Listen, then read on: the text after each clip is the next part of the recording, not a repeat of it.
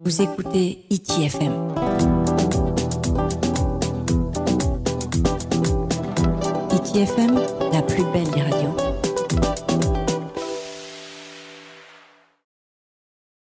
Rana perikitini te ia whanhor a maad ine whenua. Hamatawa hoi te mhana horu mai war ai o te matahiti. Ia te manono.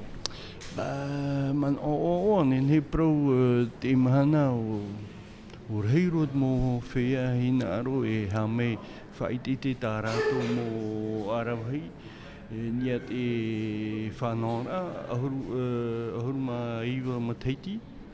Nen he pro hau e hanere mo whea e hame e whaiti tō rātou mo te hea. Nen he mato e hapapu mi mataiti maeri nei. O pirirua hanere milioni tā rātou whowha e ro ame roto te mahamahana, tā mātou e titau te mahana e hautu te whaito. Mataiti meni nei o hau ahuruma hitu tautini tāta ti hame, tā mātou e mano te mataiti e hautu e ahuruma au tautini tāta. No tātātou mo whea te whaiti te rā, nei pro Ti te mo te ririri nen he rātou e hapututa rātou te hea. No te whaiti te rā, mita mātou e hātupu pauro ma te whātatau mātou i a rātou, nen he pro e mhare tā rātou e nen he e whanau, ho e re mātā mua ho e tere no te whenua tapone nā tā mātou nā tātou te manurewa e horo mai te ere.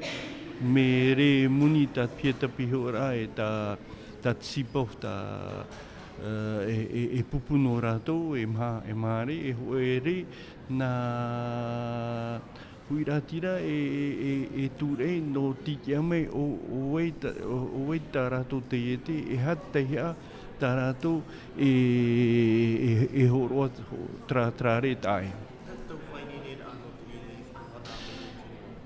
No pia tapiho rā, nen he pro mi pauruan mataiti o hamata nā mātou mataiti mēri nei, nen he pro roto e teime ono tāpēro atu e au no tānei nei te whanhora. Te opuara mātou no te mataiti mua, no te piti ahuru mataiti, no te whaiti te rā pro he made in whenua. No hārhei whahautu, te wheruri rā mātou, o nen he pro te aroa e hamate te tāpapa te i hamei te mei no te mataiti mua e reiroa tuona te wheruri rā mātou, nā whea nen he whahau no tuiratira, nā whea nen he mātou e tū, ti te mo whea e whaiti te rā, e whaiti te tā rātou mo te hea, nia te aroa, pētātei e tāpēro atu i duhei toata hia te whaiti te rā mei tin whenua he hatupuhi. No, te timoa. Perikitini te whahamana ora e hea te te o mahana e hamatai te whaiti te rā e hia roa amahana. Te whaiti te rā e hamata ona te hopeta mua mi mahana mha piti no me tāpēro atu e tāpati pē no me e mahamahana. E te wera ho e whanhora mahana pā, e whaoti e opani ona horau au i te pō. Pauruan mahana ha e iriti ona hora iwat paupau, e tāpēro atu hora e ono te hei, e mahana pā e whanuhi e harero horau au i te pō, no twa whanon mo whea whaoti ne tā rātou e hupa, nen he rātou e tāpē me, harero atu horau au i te pō. Te mana ono poro i raito tau huiratira. Poro i rā, mi tā mātou e te whaiti te rā pro he made in whenua. Non mo whea e hamani no mo te hea, nen he pro no te whenua. Te wera ho e titi ara e te mātou e whari mo hutoa mo te hea, mo te hea e poro i he me nā rāpai opani he.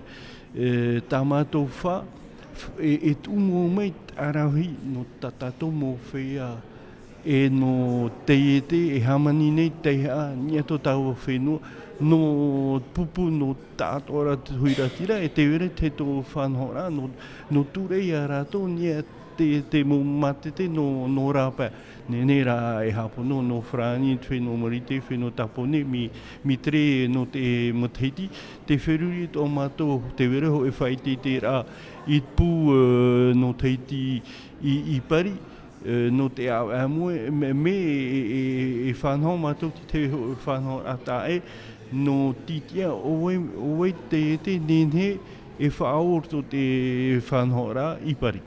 Mararu mai tei. Mararu auto. Vous écoutez ITFM.